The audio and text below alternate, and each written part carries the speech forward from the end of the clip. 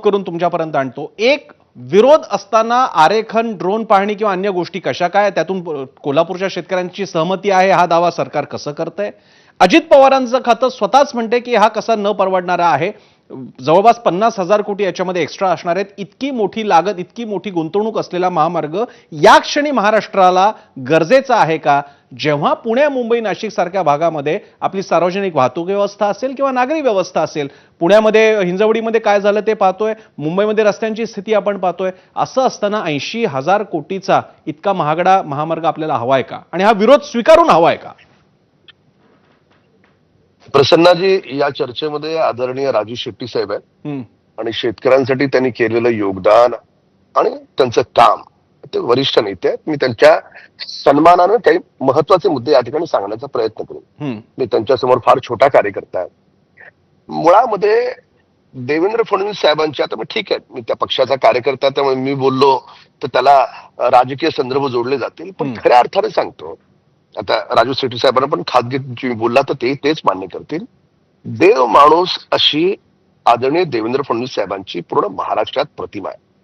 एकाही शेतकऱ्याचं नुकसान होणार असेल ना, तर ते बाकीच्यांचं सोडा, स्वतः देवेंद्र फडणवीस साहेबांना मुख्यमंत्री म्हणून ते कधीच आवडणार नाही. मी आता मागच्या आठवड्यात माझ्या परिवारासोबत जपानला गेलो होतो आणि जपानला गेल्याच्यानंतर मी भारावून गेलो होतो. म्हणजे इथून जर समजा मला असं धरून चाला नागपूरला जायचं असेल आणि मी जपानमध्ये आहे, तर विमानानं गेलो तर मला साधारणतः 1.5 तास लागतो. आणि विमानाच्या जाण्यापूर्वी तिथे एअरपोर्टला 1 तास थांबा, नंतर उतरल्याच्या अर्धा तास, जो काय असेल तो. जपानमध्ये मी जर असेल तर तिथली बुलेट ट्रेन मला रेल्वे स्टेशनवर गेल्याच्या 1.25 तासात त्या नागपूरला सोडेल. इतकी त्यांनी भरभरून प्रगती केली आहे.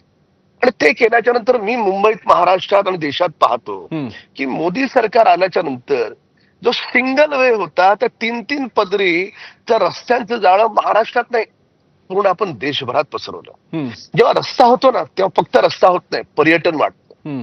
आता याच्या पाठीमागे भूमिका काय आपली? पहिली भूमिका आहे, मी राजू शेट्टी साहेबांच्या मताशी पूर्ण सहमत आहे आणि मीच नाही, पूर्ण सरकार सहमत आहे. एकाही शेतकऱ्याचं नुकसान हे सरकार होऊ देणार नाही. काही शेतकऱ्यांचे गैरसमज असतील, आम्ही त्यांना बोलवू, त्यांच्यावर बसू.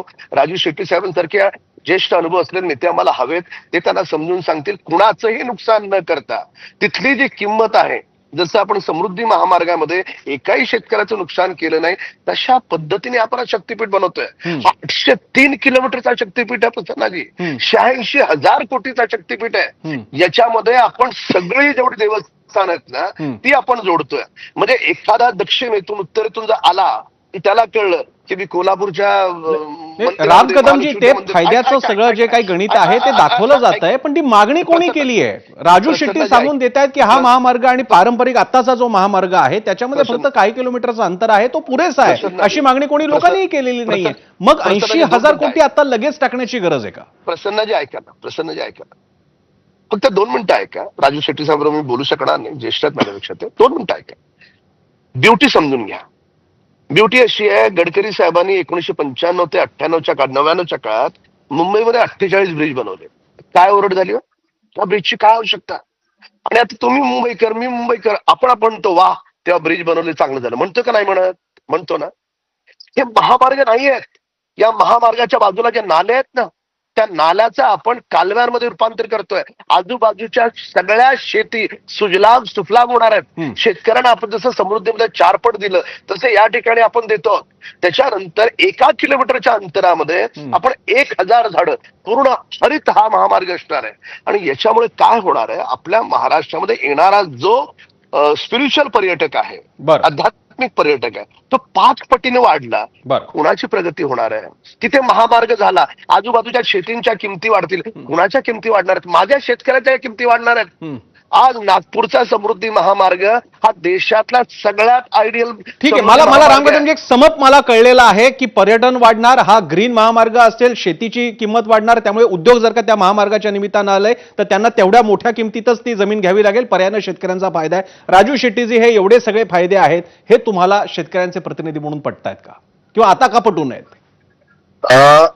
राम कदम साहेबांच्या माहितीमध्ये मी थोडीशी भर